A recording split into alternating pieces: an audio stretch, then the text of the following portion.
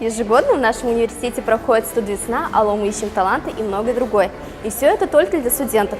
А как же быть преподавателем? Ведь у них тоже имеются скрытые таланты. С 27 по 30 ноября в Башкирском государственном университете прошел конкурс «Талантливые вместе», в котором приняли участие преподаватели с различных факультетов. Целью данного мероприятия являлось выявление умений и талантов сотрудников нашего вуза. Фестиваль проводился в первый раз, но поддержать и увидеть на сцене своих преподавателей собралось немалое количество студентов. Мне очень понравилось, это, мне кажется, скрепляет отношения между студентами и преподавателями. Я думаю, что они с удовольствием свой талант покажут, поделятся студентами. Здесь студенты, с другой стороны, узнают преподавателя. Танцы различных стилей, современные народные песни, игра на музыкальных инструментах и еще много интересного ожидало зрителей. Мы надеемся, что данный конкурс станет доброй традицией в нашем университете, и в нем также будет принимать участие еще больше преподавательского состава. Это, конечно, пример и образец для студентов, и мы сейчас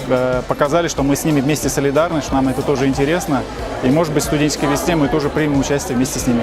Азалия Гизатуллина, Линда Валиева, специально для Правком ТВ.